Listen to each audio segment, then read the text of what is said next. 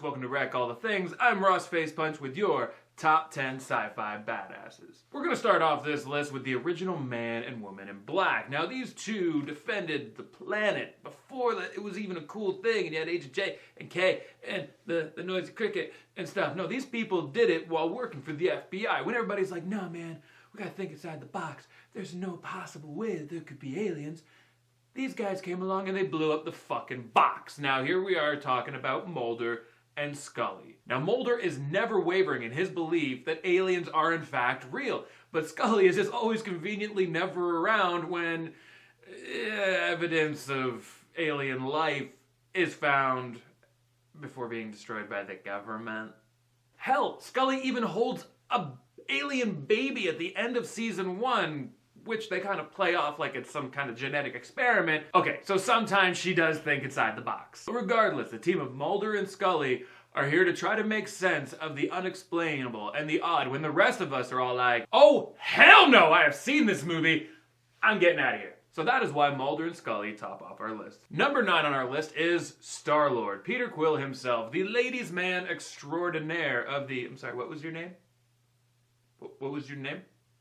Again, you? Doesn't matter. Now this guy would have probably been a little higher up if you had a little more of the self-sacrifice thing going on. Like, yeah, don't get me wrong, at the end of Guardians, he totally is like, I could die saving this entire planet. But it took him 3/4 of a movie to really, like, get into it. He kind of more fell into it and thrust upon him. But regardless, still, raging badass. He's got the moves. He looks awesome. That friggin' helmet thing, wicked. Cannot even describe how awesome it looks. But either way, absolutely wicked badass. And come on, the guy kind of gets with Zoe Saldana at the end. Or Salanda. Whatever the hell you pronounce her name. Regardless, she's hot. Doesn't matter what color you paint her. Doesn't matter if she's CGI. She's hot. Don't judge me. You all know she was hot in Avatar. Don't judge. And number 8 on our list is Judge Dredd. Now for this list, we are going with the Sly Stallone iteration of the character and not the Carl Urban. Now, when you look at the Sly Stallone iteration of Judge Dredd, he is just intimidating. When he yells, I am the law, you listen. And you're like, yes, sir, permission to change my underwear. Now, this guy has absolutely no qualms putting anybody in jail or doing what is needed. He is judge, jury, and if need be, executioner. Hell, Rob Snyder was just trying to hide from a giant gun battle that was going on, hides in a food service droid just to friggin' live, to survive. But Judge Dredd's all like, nay, 25 years in prison because you also did just kind of get out of prison and it's less than 24 hours since you got out. So it's not about a quarter-century sentence. Hell, I hate to see the chick who decides to try to jaywalk to get some Starbucks. I am the law! Now, number 7 on our list is RoboCop. Now, I know what you're thinking. You're going to be all like, this is supposed to be a top 10 human badasses. Now, I agree with you, but it's Alex Murphy's humanity that makes him a badass. This guy gets shot up, hand blown off, shot in the head in one of the most malicious disciplinings by Red Foreman that has ever been seen before he gets created into RoboCop by the Omni Consumer Corp to be their very first cyborg cop, the only one that can handle it mentally, because all the other ones go nuts and off themselves, or just go crazy in general because they're like, oh hey, I am now in a robot body. Now his slow movement speed never stops him from getting his man, or shooting that man in the penis. Now his steadfast belief that no one is above the law, paired with his epic self-sacrificial tendencies, is what makes him a badass. Plus the fact that he shoots people in the penises. Now seriously, why anybody wants to be a baddie in Delta City, I have no idea. You got a dude walking around shooting dicks. I'm sorry, I'm up for a complete life of mediocrity and an urge to wear steel pants. Just saying. Number 6 on our list is Sarah Connor. Now Sarah Connor may have reluctantly stepped up to the plate in Terminator 1, but in Terminator 2, she totally just is a self-actualized badass. She has spent her entire life literally getting into bed with anybody that could help make her son John a better leader / explosive expert / savior of humanity. So yeah, take that awkward scene from Forrest Gump. Your mom only slept with the principal to get you an education. You didn't save no world. Sup? She will stop at nothing to save her son from the T-1000 that was sent back from the future to eliminate him in T2 as a teen. Now, she even does this in probably one of the most intense cinematic scenes of all time. Her left arm's been messed up because, you know, Robert Patrick, who's a giant dick, was like stabbing her in the shoulder blade with her fucking, with his pointy sword finger. And then she's all like, boom, like one hand in this shoddy, this pump action shoddy, blowing this guy apart. And then when you think he's about to die, she runs out of bullets and you're like, no! And spoilers ahead for right now, even though that was totally a spoiler. Apologies. But regardless, you think it's all done for her until Arnie, riding on a fucking gear with a freaking grenade launcher, blows the dude up. Awesome. Then the guy falls into a giant pit of molten steel. Sweet. So yeah, Arnie was kind of a badass, but he's a robot. He's okay to be a badass. She's flesh and blood, saving her baby, and, in turn, humanity. So Sarah Connor, you got a part on this list. What's up? And number 5 on our list is Starbuck, aka Kara Thrakes. We are going with the New Millennium's Battlestar Galactica, not the original. Now, Kara Thrakes, aka Starbuck, is a damn near fearless fighter pilot in the Battlestar Galactica verse. She has absolutely no problems going toe-to-toe with any Cylon anywhere, no matter what the circumstances. She is skilled in hand-to-hand combat, firearms training. She literally oozes badass out of every pore, but she is best known as the best Viper pilot in the galaxy. Her fearless tactics and balls-out persona has not only won herself as Spot and Howard Wolowitz's sexual fantasies, but here in our list. Starbuck, for everything you do, we salute you. Bringing in the number 4 spot is Han Solo. Now, there's no surprise to me that Han Solo made this list, mainly because I made the list. Now, he's surly and squirrely and all different kinds of early. Except for Burly. He's got a rub for that. From his intense piloting skills of the Millennium Falcon, which looks like it would be about as agile as 3 obese ballerinas trying to fight over a ham, to his ballsy tactics like, oh, I don't know, maybe latching on to an Imperial Star Destroyer to evade being captured? Who does that? Just like, oh, hey, docking clamps. Boom. What's up? Just float away with the garbage. Badass. He has absolutely no qualms about taking anybody out before they become an issue. Here's looking at you, Greedo. We know what he did. Don't try to take his thunder. He chased out an entire group of Imperial stormtroopers as they ran away in terror. Or maybe to reinforcements. But regardless, he did it, and he was badass for it. The odds are never in your favor, Han Solo, but you always end up on top. Just not the top of this list. Moving on! Number 3 on our list holds a very, very dear spot in my heart. Ellen Ripley. Now, Ripley is literally the epitome of badassdom being thrust upon someone. Most would crack under even lesser circumstances, but not the 3rd spot on our list. Ellen Ripley has become very inventive in the way that she can kill xenomorphs. She sucked them into the vacuum of space, strapped 2 guns together, because why the shit not, and ripped apart an alien queen with a mech suit type forklift thing. Spoilers, spoilers, spoilers. If you want to see any of the aliens, this big spoiler for 3rd. But hell, she even jumps into a pool of molten stuffs while holding on to Queen Xeno that's bursting out of her chest to keep it from all happening again. Self-sacrificial. She's just like, no. And she doesn't even look scared. She's just jumping. This thing bursts out of her chest and she holds on to it like,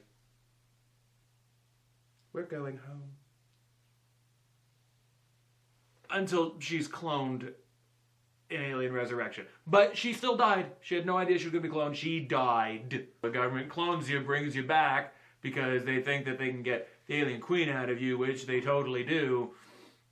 And, yeah, try to turn them into weapons, because everybody knows when you try to turn something into a weapon that's way too wild for you, that always works out, right? Ellen Ripley, you may be 3rd on our list, but you are the number 1 badass chick in our hearts.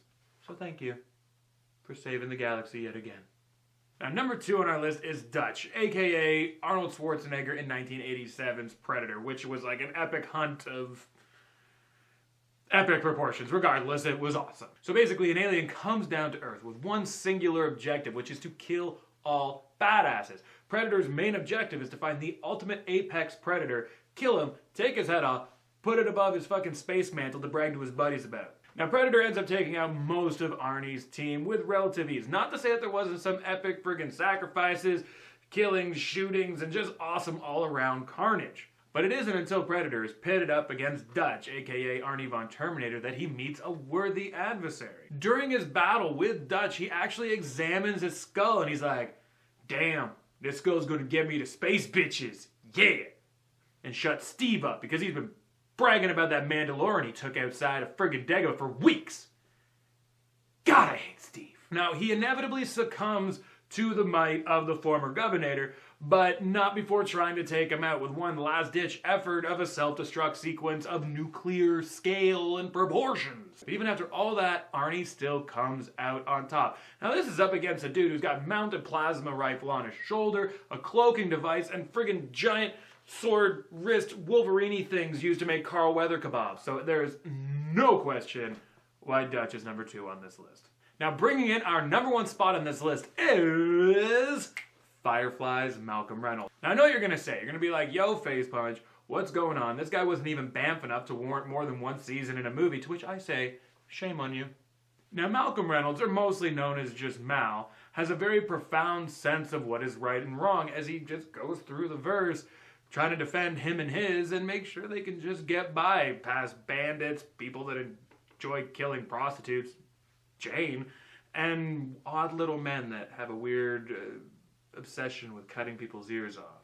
Now, all of this pales in comparison to the fact that Mal Reynolds and his merry band of ne'er-do-wells have been on the run from a completely maniacal and totalitarian interplanetary government called the Alliance. Well, I know you're saying, but Face Punch, there's a lot of similarities between Mal Reynolds and Han Solo. When you're a huge Star Wars fan, why isn't Han Solo in first? I do agree with you. Now, as far as similarities go, yes, they are smugglers. Yes, they are kind of wanted by less than desirable individuals, and they're both really charming starship captains.